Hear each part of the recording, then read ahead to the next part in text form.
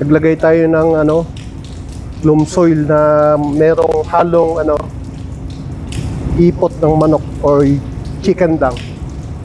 So ngayon, ginawa natin ngayong araw na to ay din tayo ulit, no? Nagpa-deliver ulit tayo ng loam soil from Mica Manuel. So nandiyan na po sa baba, dadalhin na lang dito sa taas.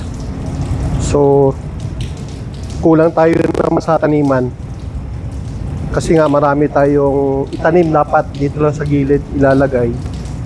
Kasi nga po nakakatuwa kasi meron tayong mga nakukuhang gulay every other day or every day. Kasi pag nag-harvest ako ng malunggay is good for 2 days na yun. And susunod pagka gumanda na yung natin, alugbati. So yun po yung mga priority natin, green leafy vegetables. Meron tayong spinach. Papakita ko sa inyo yung spinach. Ito po yung spinach natin, Yan. Medyo hindi pa siya masyadong malaki. Ano po ito ito yung wild po yan, ganyan, green. So ito, pag makitang may pula yung puno, yun po yung giant po ito giant dito. Ito giant din pala. Ito yung wild. Yan, pag green, wild yan. Ayan, so malapit na rin to. At meron pa tayo sa kabila. Ito yung ampalaya, Ayan. Ito yung patubo natin galing sa buto, nabibili sa palengke. Ito. So hindi natin ina-expect, or wag tayong mag-expect dito na bubunga ng malalaki. At ito naman yung nabili natin, na certified seed or hybrid. So pinaghalo natin diyan. At maganda na yun po yung nila, yung sbong. So maganda talaga yung combination ng loam soil na nabili natin. Ayan. So nagbago pati itong mga natin, pechay. So pwede na ito, sarap ng spinach na. Ayan. Marami pa rin tayong patubo rito. Anyway, magbabago yan pagka naayos natin maigi. Tingnan nyo po itong saluyot. Ayan. Tingnan nyo yung saluyot. Yan, medyo maganda na rin siya. So, ang best practices natin dito ay every other day na magdilig.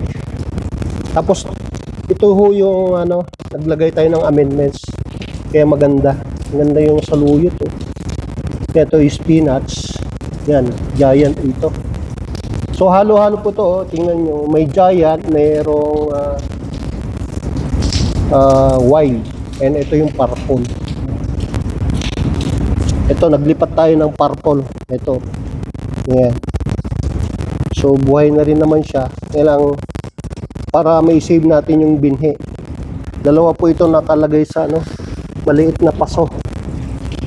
Ayan. Ito, buhay na rin. Gusto ko lang makapag-save ng binhi para hindi tayo mawalan ng ito. So ito, palalakihin ko dito para pabungahin. Ayan. Marami, may pechay pa. Ayan. So saluyot, lapit na. So pwedeng bunutin. At meron pa tayo dito. So ito yung saluyot, malalaki na rin. Kasi nung mga nakaraan may nalusaw, So naglagay kasi tayo ng minsanan lang nabuno. Ayan, meron pa dito.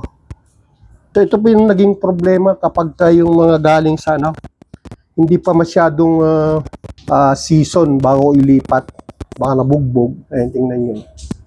Wala na to. Bulok na ilalim. At itong isa, ayan. Ito dalawa, dalawa yung pwedeng survive, nakasurvive. Yan. So ito yung malunggay naman natin na patubo natin sa kahoy, sanga. Yun, meron. Ito po yung pala, kung makikita nyo, Yung parang dumi ng ipis, ito po yun. Oh. Yan. Yan po ay dumi ng African Nightcrawler. Yung tinatawag nilang ANC. Yan, merong umakyat. Ito. So organic, ano po ito fertilizer. Ayan. Kala nyo, dumi ng ipis, pero yan po yung dumi ng African Nightcrawler na alaga natin. Ayan, marami pala dito. Ayan, oh. So pag ganyan, maliit pa lang. Ayan, malalaki na yan.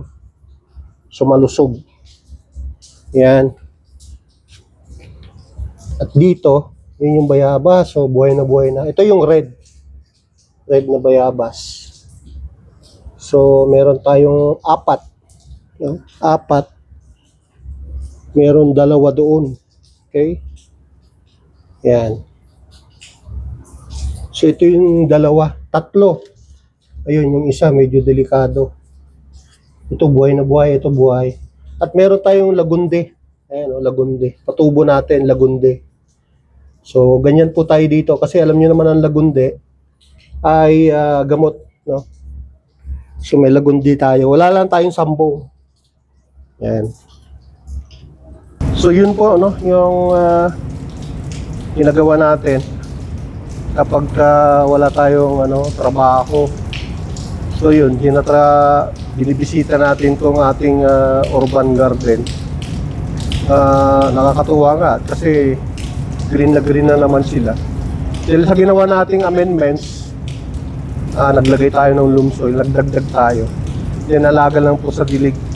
Kasi pag sinikatan to ng araw, ayan, galing doon ng araw. So, hapon na ito nasisikatan ng araw yung ating mga halaman dito sa West Tower. At yun, nakakatuwa na yung malunggay naman natin. Ayan. So, update lang, yung ginagawa natin dito. So, yun nga, yung mga best practices natin, ina-apply natin. So, yun nga, yung isa na yun, yung paglagay natin ng loam soil na may yung mga galing sa tunnel vent na pinag-aalagaan ng manok.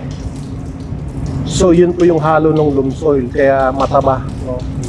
Maganda yung combination.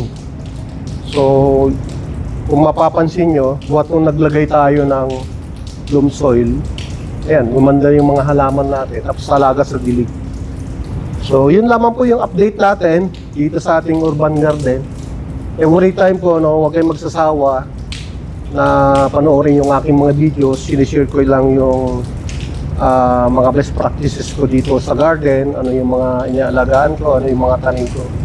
Although hindi pa ho siya fully organized kasi halo-halo pa po kasi nga kulang tayo ng taniman. But anyway, ang priority natin muna is yung meron tayong maani tulad ng green leafy vegetables. Yan, nakikita nyo naman po yung mga inalagaan ko na green leafy vegetables. Yan, spinach, alubate.